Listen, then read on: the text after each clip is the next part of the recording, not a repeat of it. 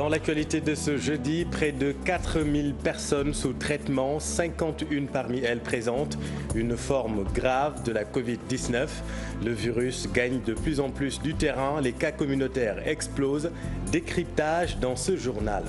Affectation du magistrat Ngor Diop, l'Union des magistrats du Sénégal va saisir la juridiction compétente pour solliciter l'annulation pure et simple du décret. Le document est illégal selon l'UMS. On vous explique tout dans cette édition. Le projet de loi sur le statut de l'artiste et des professionnels de la culture adopté en Conseil des ministres. Selon les acteurs culturels, la décision vient à son heure. Cette loi va revaloriser le travail des artistes. Reportage à suivre dans ce journal.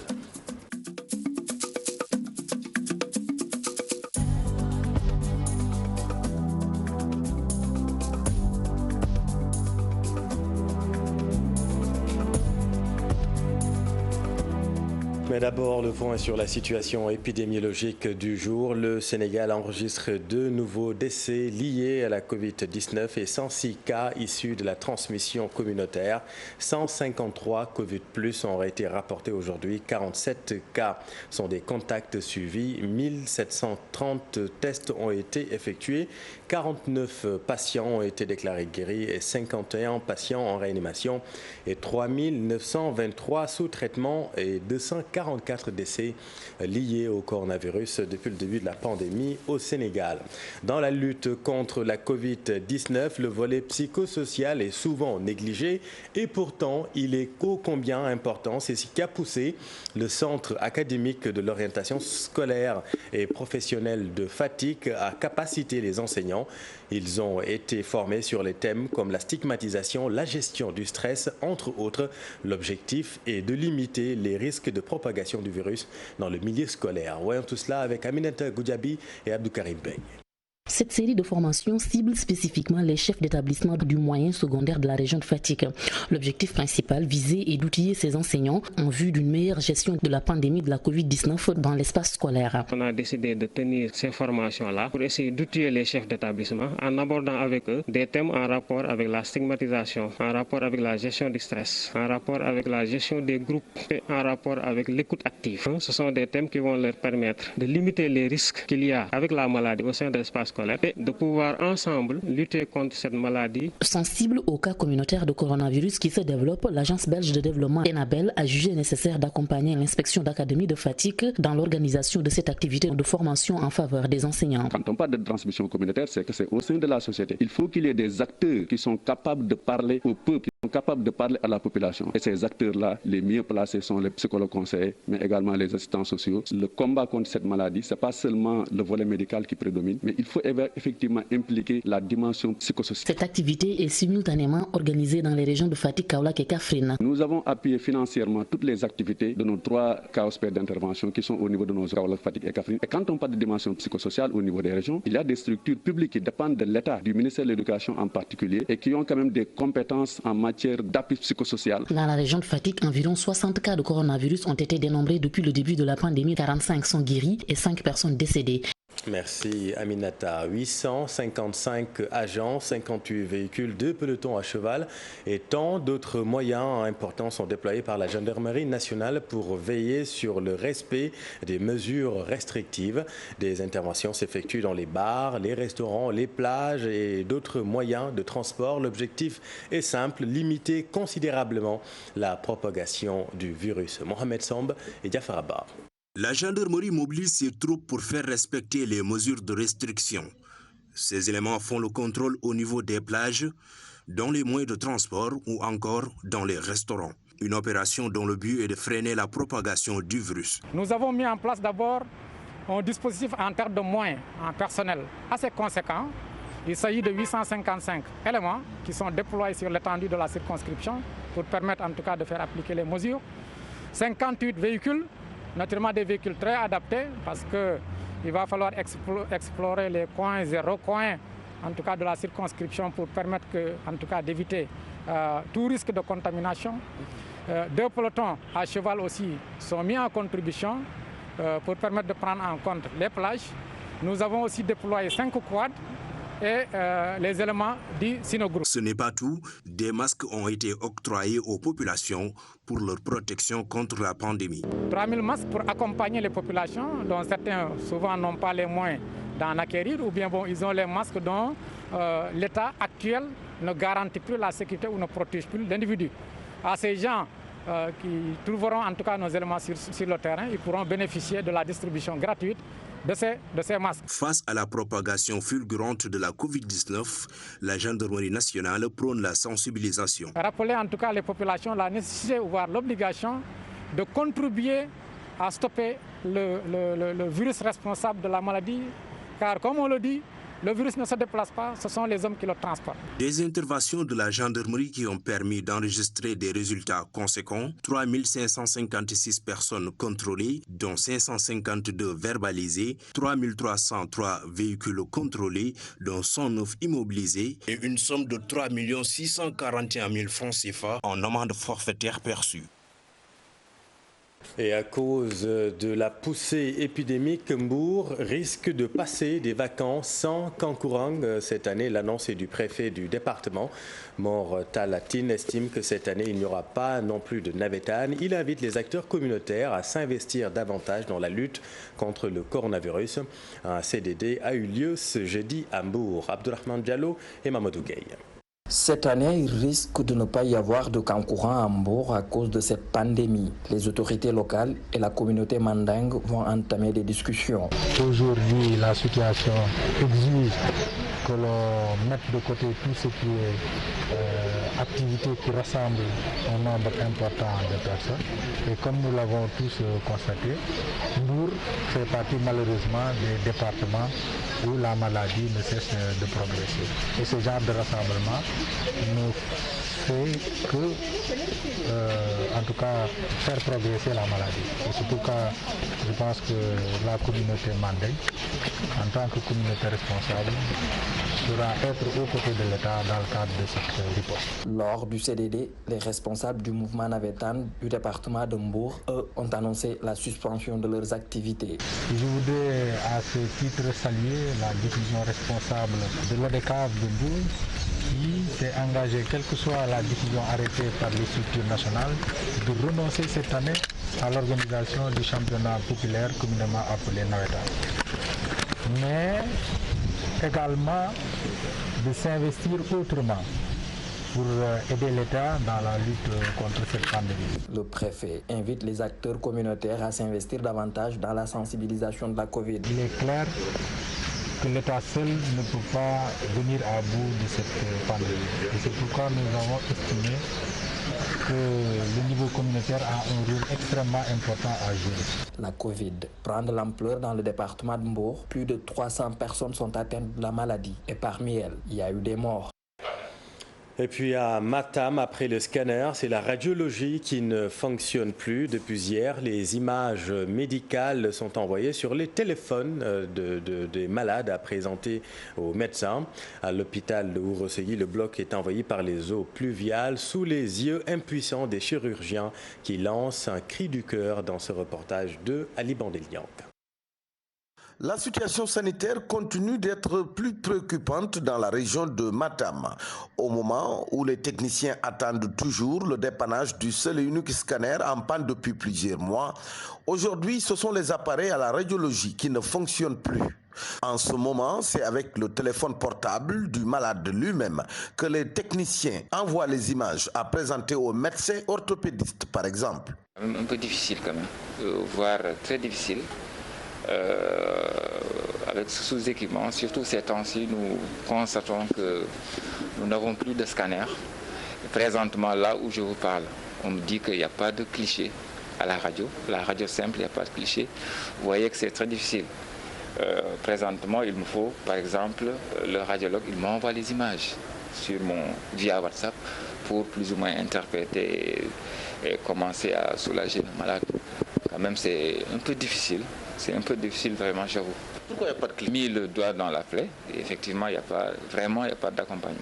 On avait un scanner qui est tombé, ça fait plus de 6 mois. Unique centre de référence de toute la région de Matam, le bloc chirurgical du centre hospitalier régional de Ourossogui est le plus souvent inondé à chaque fois que la pluie tombe. Qui est carrément vieux. Là, il va pleuvoir tout à l'heure et le bloc sera inondé, ça c'est sûr. Ça c'est sûr.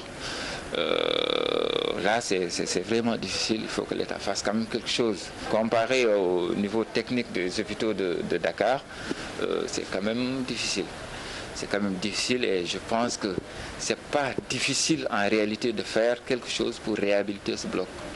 Comme il suffit de démonter le toit et de refaire autre chose. Vous comprenez? S'il pleut, vous n'opérez pas? S'il pleut, on n'opère pas. Là, il est en train de pleuvoir. Tu vas filmer, tu verras. Et partout, ça va dégouler de l'eau, et ainsi de suite, ainsi de suite. Pourtant, le ministère de la Santé a déployé d'énormes efforts à travers le relèvement du plateau technique et surtout l'envoi des médecins spécialistes. Mais aujourd'hui, c'est comme si le sort des populations de Matam ne préoccupe plus les autorités locales qui ont visiblement abandonné la santé, pourtant une compétence transférée. Le ministère de la Santé mise sur l'approche communautaire pour stopper la propagation du coronavirus. Abdoulaye Diouf Sarr compte sur les autorités religieuses pour mieux sensibiliser les populations face au relâchement noté. Le ministre de la Santé et de l'Action sociale était en visite à Grand-Yoff dans un dara. La démarche est une démarche de proximité pour susciter une dynamique communautaire de lutte contre la riposte, de lutte contre la Covid-19. Nous sommes dans cette dynamique-là et aujourd'hui, la voix des chefs religieux est une voix qui porte et nous sommes effectivement dans une dynamique de recueillir ces voix-là, de faire en sorte que l'ensemble des chefs religieux du Sénégal prennent effectivement donc la parole pour donner des prescriptions aux fidèles. Et vous savez très bien que la société sénégalaise est une société qui est extrêmement ancrée dans la religion et développer une dynamique communautaire d'adhésion en partant bien sûr de ces prescriptions-là nous semble être une des stratégies qu'il faut aborder aujourd'hui en direction des populations pour le respect des gestes barrières. Aujourd'hui, nous sommes de manière déterminée en train de nous battre pour qu'il y ait une formidable adhésion pour une dynamique communautaire de riposte contre la Covid-19. Et le directeur exécutif de l'ONG 3D pense que l'approche communautaire, justement, est la meilleure pour éradiquer la maladie. 33 millions de francs CFA décaissés par l'ONG 3D en partenariat avec l'USAID. Objectif, lutter efficacement contre la Covid-19. La région de Dakar a été choisie pour lancer officiellement les activités de cette lutte. La commune de Colobane a été choisie pour démarrer. Voyons tout cela avec Fatima Touré et Younous Diatta. L'ONG 3D, en partenariat avec l'USAID, entre encore en action dans la lutte contre la Covid-19 après la première phase qui était la vulgarisation des gestes barrières dans les régions. La deuxième phase est enclenchée. Cette fois-ci, Dakar a l'honneur, 33 millions décaissés pour une meilleure prévention. Cette fois-ci, on va mobiliser 33 millions pour la généralisation du port du masque à Dakar parce que Dakar constitue aujourd'hui une priorité. Alors, au-delà de cela, nous allons accompagner ce processus de distribution gratuite de masques avec la mobilisation de volontaires qui vont faire les gares routières, qui vont faire les marchés pour que les Sénégalais, les citoyens adoptent les gestes barrières. Le coordonnateur exécutif de l'ONG pense que l'approche communautaire est la meilleure pour combattre la maladie, raison suffisante pour choisir la commune de Colobane en vue de lancer officiellement les activités. Nous avons choisi Colobane pour lancer cette campagne parce que nous avons trouvé ici une dynamique communautaire assez forte. Parce qu'à Colobane, nous n'avons pas recréé la roue, nous avons trouvé des jeunes organisés qui étaient dans cette dynamique. Nous avons fait que renforcer ces dynamiques-là. Et c'est ce que nous allons faire partout. En honneur pour la commune qui salue l'initiative, le président Force Covid-19 déclare qu'aujourd'hui, Colobane est déterminé à combattre la Covid. À travers cela, nous, on continue sur le même lancé. On va continuer à aller sur le terrain, à aussi continuer à parler à la population pour au moins respecter les gestes barrières. L'autre chose, c'est de porter les masques, comme le dit le slogan « Sama masque, sama karange ». Actuellement, c'est le meilleur moyen pour éradiquer ou bien pour endiguer la propagation de la pandémie. 15 000 masques seront distribués à Dakar, épicentre de la maladie, dans le but de stopper la propagation de la maladie selon Moundiaï Sissé.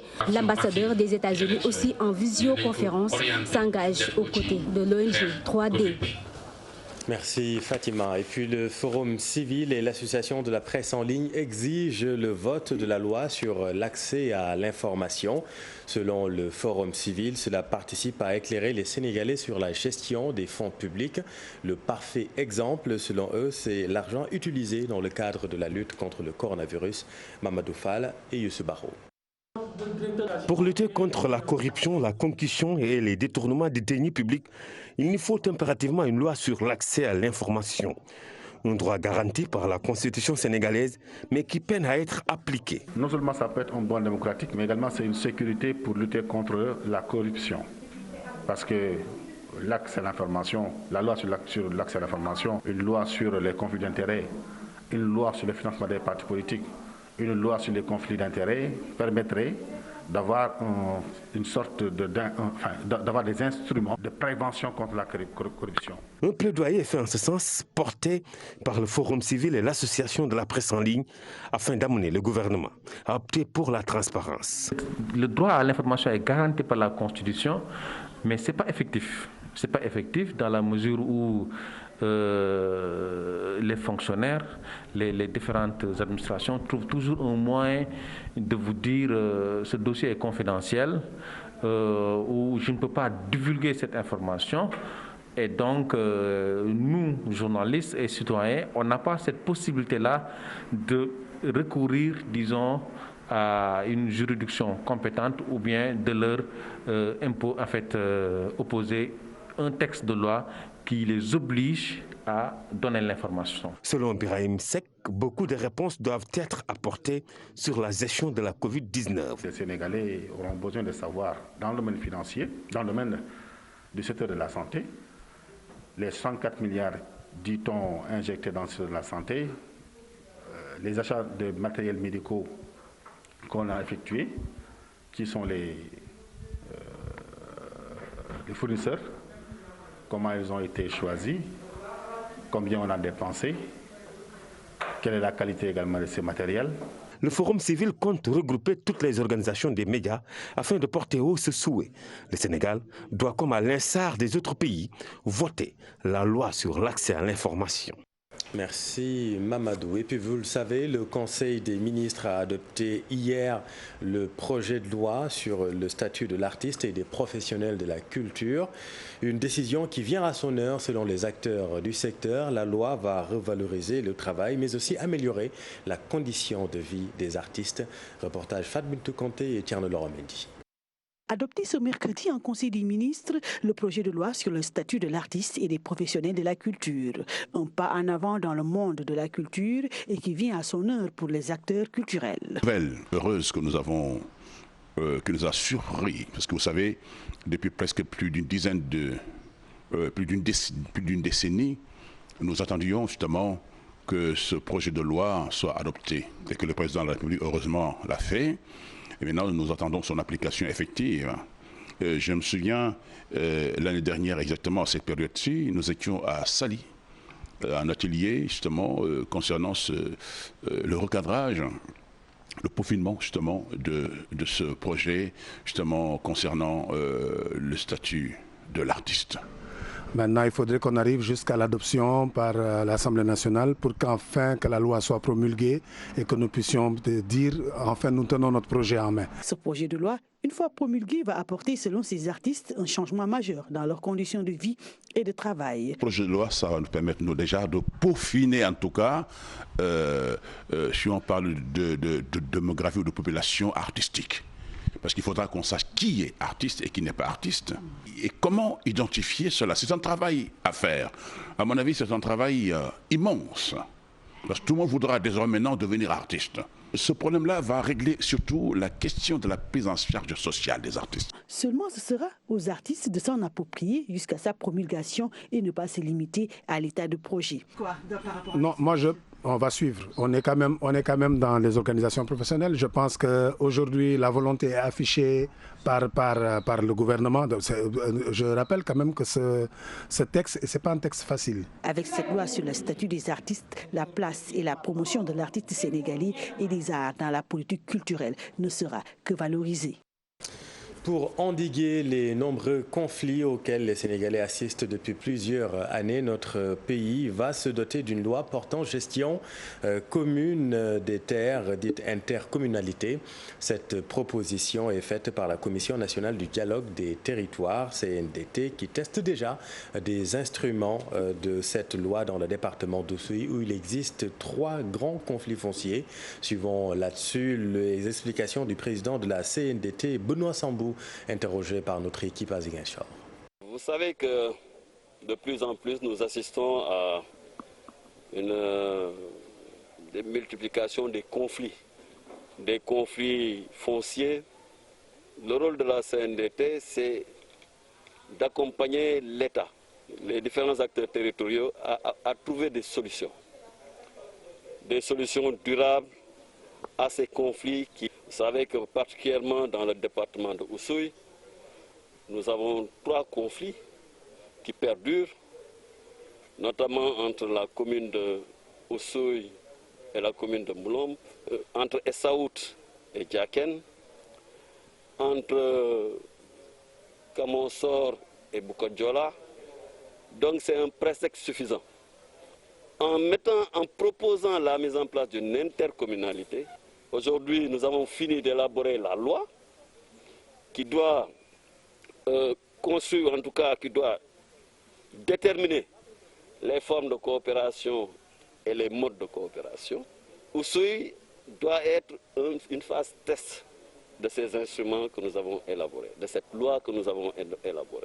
Et rappelons qu'en Conseil des ministres, le chef de l'État a rappelé sa décision d'intégrer à partir du 1er janvier 2021 dans tout projet de lotissement et ou de construction un volet paysage préalable à toute délivrance d'un acte administratif d'autorisation à titre individuel ou collectif. Affectation du magistrat Ngor Diop, l'UMS va saisir la juridiction compétente pour solliciter l'annulation pure et simple de ce décret qu'elle juge illégal. Le bureau exécutif de l'UMS condamne fermement la voie utilisée pour affecter le président du tribunal d'instance de Podor à la cour d'appel de Thiès en qualité de conseiller. Il s'agit de la procédure de consultation à domicile prévue par l'article 6 de la loi 2017-11 portant organisation et fonctionnement du Conseil supérieur de la magistrature. Eh bien, selon l'UMS, il y a des préalables à l'utilisation de cette procédure. Explication à Alassane Ba. Dans un communiqué, l'UMS précise les conditions dans lesquelles le magistrat Ngor Diop, président du tribunal d'instance de Podor, a été affecté à la cour d'appel de Thiès en qualité de conseiller.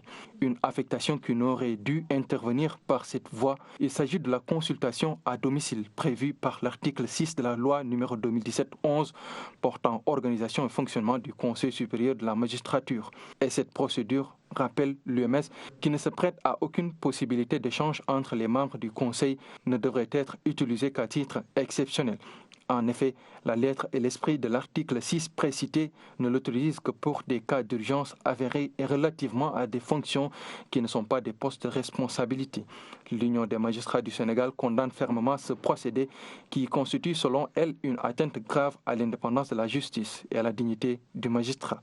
En accord avec l'intéressé, le bureau exécutif de l'UMS a pris la décision ferme de saisir la juridiction compétente pour solliciter l'annulation pure et simple de ce décret qu'il juge illégal. L'UMS constate à travers cette décision un recul qui est en train de se dessiner. Il rappelle qu'à la suite de l'usage abusif de la procédure de consultation à domicile à laquelle ces magistrats ont assisté par le passé, les engagements de l'ancien garde des Sceaux Ismaël Madior Fall et la pratique du CSM les avaient fait penser que le respect de la lettre et de l'esprit de cette procédure était devenu un acquis. Le bureau exécutif de l'UMS relève que quelques semaines avant le déclenchement de cette procédure de consultation à domicile, Le président Ngor Diop avait placé sous mandat de dépôt un dignitaire religieux poursuivi pour des faits répétés et reconnus de dévastation de récoltes, menaces et voies de fait. Malgré de multiples interventions, il a refusé de libérer le prévenu qui a finalement écopé d'une peine de sursis à l'issue de son audience. Dès lors, la proposition d'affectation intervenue juste après n'est en définitive qu'une mesure de représailles prise contre un magistrat qui a entendu agir conformément à son serment en toute indépendance, estime le bureau exécutif qui juge inacceptable ce procédé. Merci Alassane. Et puis retenez que le chef de l'État a présidé ce jeudi une réunion gouvernementale du PAP 2 ajustée et accélérée. Il s'agit de réfléchir sur les perspectives macroéconomiques et sociales. Avec la crise sanitaire à coronavirus, le budget du PAP 2 est estimé à 14 712 milliards de francs CFA sur la période 2019-2023. L'objectif final est d'accélérer et d'ajuster le budget aux priorités dégagées. La rencontre jette les bases d'une relance rapide et consolidée de notre économie. Alors maintenant, dans le nord, à Boputor, les populations n'ont pas accès à l'eau. Elles se déplacent jusqu'à Saint-Louis pour trouver l'or bleu. Malheureusement, l'unique robinet qui permettait à la population de se procurer du liquide précieux est situé dans une zone insalubre. Ousseynou Diop, Abibsek. Boputor est un village entouré d'eau. Ici, les populations n'ont pas accès au liquide précieux. Le seul point d'eau est situé à Saint-Louis dans le quartier Sankeba, sur le petit bras du fleuve. Mais la situation de l'insalubrité inquiète.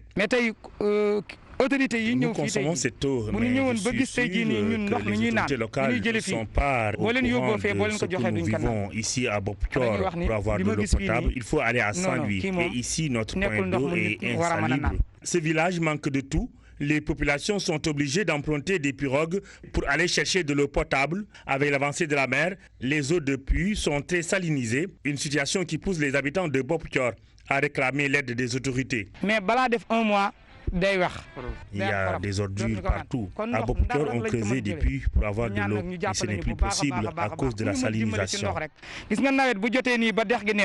La Fédération des associations des Sénégalais émigrés de retour compte aussi porter le plaidoyer pour accompagner les habitants du village de Boputor. Pour dégager un peu les ordures afin de pouvoir mettre le tuyau de raccordement d'eau. Voilà la pirogue.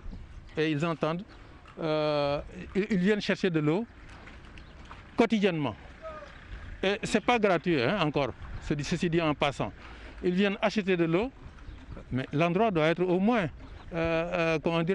salubre. Les habitants de Boputor font plusieurs kilomètres pour se procurer du liquide précieux. Aujourd'hui, avec la Covid-19 et l'insalubrité notée autour du seul point d'eau, les habitants sont très inquiets et réclament le soutien des autorités locales. Merci Ousseynou. Et puis la filière porcine fait des milliards de chiffres d'affaires par an selon le secrétaire général national de la filière. Hyacinthe Badiane précise que le Sénégal ravitaille le marché de la Guinée-Bissau. Cependant, leurs difficultés liées au foncier, l'alimentation et la santé sont déjà réglées. Le secrétaire général rappelle que près de 3176 acteurs sont dans le secteur. Nous l'écoutons au micro de Chérif Dia et Youssou Barou. Le port fait des milliards de chiffres d'affaires l'année, a donné certains points comme Bignone, le marché Bignone-Agraïov qui fait presque 180 millions le mois et l'année c'est presque 2 milliards. Quand tu vas à Buntu-Pigine, il fait 70 millions. Là-bas c'est le Daral de port. Et donc c'est l'équivalent de 840 millions de chiffre d'affaires, sans compter les personnes qui ont ouvert leur propre ferme, qui ont leur commerce, leur activité de port et qui écoulent sur le marché. Nous avons aussi l'exportation. Le port est exporté actuellement en Guinée-Bissau et depuis plus de 50 ans, c'est le Sénégal qui ravitaille en port le marché de Guinée-Bissau. Les contraintes qu'on rencontre dans la filière porcine, souvent il y a la contrainte du foncier pour pouvoir mettre les acteurs et construire des porcheries modernes afin de moderniser la filière. Il y avait la contrainte de l'alimentation, on vient de le régler avec un partenaire qui a accepté de nous produire de l'aliment de qualité. Et en plus de ça aussi, il y a la santé. Le ministère de l'élevage est en train de nous accompagner dans la vaccination des porcs par rapport aux campagnes de vaccination. Et aussi, on est en train de se battre avec des partenaires africains pour trouver un vaccin contre la peste porcine. Et puis un mot de sport, Sadio Mané cité par ses pairs parmi les finalistes pour le titre de meilleur joueur de la saison de Première Ligue qui va redémarrer d'ailleurs le 12 septembre prochain. Idrissa Gana Gueye du Paris Saint-Germain, qualifié en demi-finale, attend de connaître son adversaire. Les séries de premier tour de la NBA, le championnat nord-américain de basketball connu, au menu de ce round-up de l'Actu Sport avec Cher Sali Boudjara.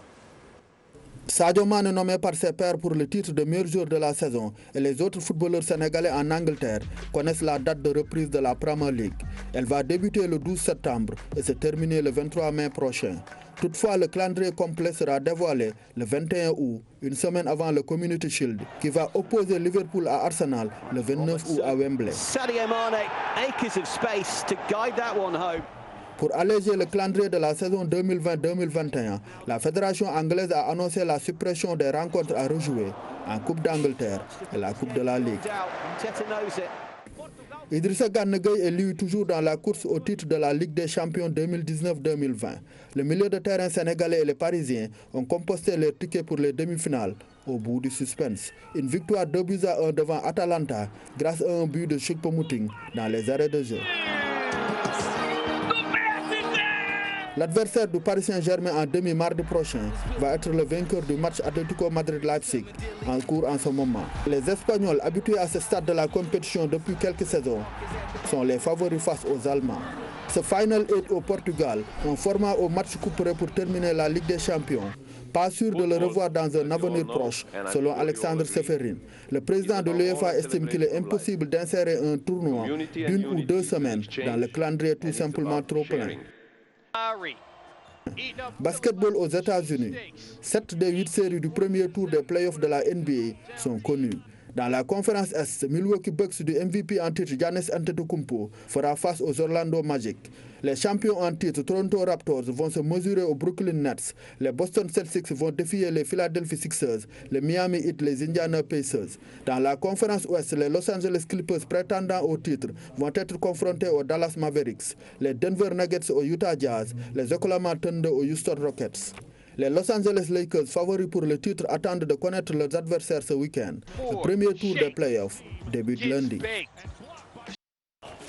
Voilà, c'est la fin de cette édition. Merci de l'avoir suivi. L'info continue dans Soir d'Info. C'est à vous, Pape Djibril. Vous recevez ce soir M. Pape Toby Gaye de la Sénélec pour évoquer le différend qui oppose la Société nationale à la société promotrice de la centrale de Bargny, la CES. C'est à vous.